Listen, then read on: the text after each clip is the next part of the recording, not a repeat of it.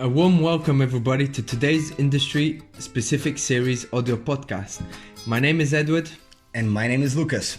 In today's podcast, we will delve into IP protection, specifically in the pharmaceutical industry in China. Lucas, am I right that the pharmaceutical industry is characterized and largely driven by research and development? Yes, that is correct. Therefore, am I also right in saying that the potential for profit within a pharmaceutical company operating in China is very dependent on intellectual property protection? Indeed, that is also correct. So, if you want to learn more about the importance of IPR in the pharmaceutical industry in China, please do join us for the next few minutes and find out how to best protect your research and development products in pharma industry in China through patents and other IP rights such as trademarks. So without further ado, let's get right to it. Let's start by saying that as a result of China's expanding middle class and growing number of elderly people, the pharmaceutical market has become the fastest moving market globally. In 2017 alone, the country's pharmaceutical industry was worth a staggering $122.6 billion. That number is expected to rise. The figures are expected to be between 145 to 175 billion dollars by 2022. Very impressive. Also, there's a growing interest in healthy lifestyle awareness amongst the Chinese population, which makes the country an increasingly attractive market for European companies. True. It is also worth underlining that any new research and development for new pharma products or drugs is risk intensive and also very costly. Which is one of the reasons why we recommend conducting a freedom to operate patent research before carrying out any research and development in China. Yeah, I've heard about the freedom to operate patent research too before. It should help ensuring companies that there is no risk in infringing a competitor's patent rights or any other ongoing patent applications. Is that correct? Yes, it is. And it is also required to undergo a comprehensive novelty and inventiveness assessment before filing a patent application by using the professional patent search service provided by a patent agency. Thanks, Edward. That is very informative. Are there any other important points to discuss in relation to patents explicitly in China? Yes, very much so. It is important that the text within the application complies with the examination criteria on the pharmaceuticals in China. Okay, I don't fully grasp it. Can you elaborate a little bit on that? Sure. Inventions in the field of pharmaceuticals science are required to be verified by experiments, and thus the description should include specific embodiments. Okay, so let's recap this for a second. So let's say, for instance, in case there's an invention of a newly formed compound, you have to record several requirements, right? And I think we have three main elements that require recording. The first one would be the chemical physical property parameters that clearly identify the claimed compound. The second element that needs recording, it's the preparation method of the compound, explicitly stating the particularities such as the raw materials used, the procedures, the conditions, and specifically the equipment that was adopted and used to carry out that method. And the third element should be the specific medical use or the pharmacological action of that compound. Also to include the relevant testing methods to prove the technical solutions and to certify the achievements of the technical effect as expected. What about the ways an infringement can be handled? Well, infringement issues in China, they're mostly handled by the courts. Therefore, all validity issues are handled by the Patents Re-Examination Board. Do you know a little bit more about the infringement issues?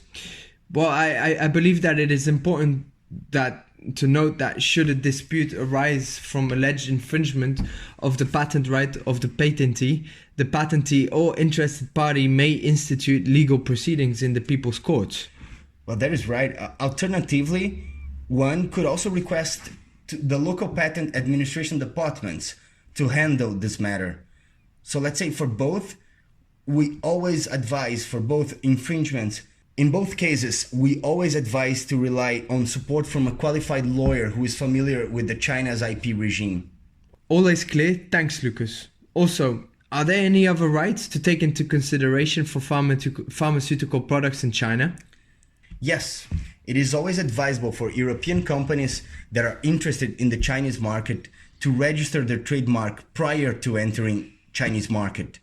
That is because China follows a first-to-file system, meaning that the first application file will be first approved. Also, trademark registration is an absolute must should a company desire to put pharmaceutical products into commercial use. A question that comes to mind is, does this also apply for China's famous e-commerce websites such as Taobao or Jingdong? Good point, Edward. Absolutely. Platforms do require commodities to be branded with the Chinese registration certificate.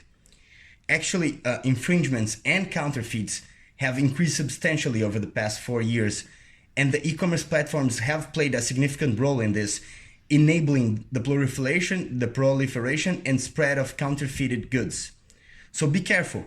Register your trademark in advance and then monitor it. Cheers. I've heard several times that it is suggested for companies to register their trademarks in multiple classes. Why is that so? Yeah, indeed. Yeah, by registering in multiple classes, one can enjoy the full protection of the system. Let's say, for instance, a company applies for a mark registration in Class 5. Class 5 in the Chinese market relates to pharmaceutical and veterinary preparations, and also sanitary preparations for medical purposes. So the same mark on other relevant goods and services classes is also suggested in order to benefit from a comprehensive and full protection of the mark system in China. So what you're essentially saying here is that registration of a trademark in Class 5 does not necessarily prevent others from using or registering similar or identical marks on similar products in other classes. That is correct. So as similarity between goods in China are essentially judged by the goods classification book. Okay, Lucas. So as a concluding remark, we would like to give you guys the following takeaway tips. Tip number 1. For research and development of a new drug in China, conduct a continuous and comprehensive patent research. Tip number 2. Design a strategy for filing a series of patent application with regards to all kinds of possible subject matters. Tip number 3. Draft a qualified patent application text with the experiment and the effect with the supporting data to comply with the examination criteria on pharmaceuticals in China.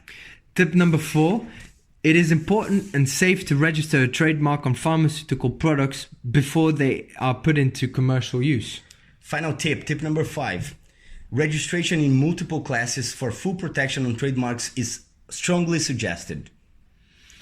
So if you would like to know more about intellectual property protection in the pharmaceutical sector in China, we would suggest you to visit our website at china-iprhelpdesk.eu. There you will be able to find our detailed guides on the China's pharmaceutical industry. You would also find guides on patent protection, trademark protection, and many others. Or any of our infographic, webinar recordings, or video podcasts on a wide variety of subjects. We also recommend for the companies that are interested in the pharmaceutical Chinese market to seek the advice of a local legal expert to help you with the most up-to-date information for your new research and development or your new pharma product. With this being said, we would like to conclude today's podcast.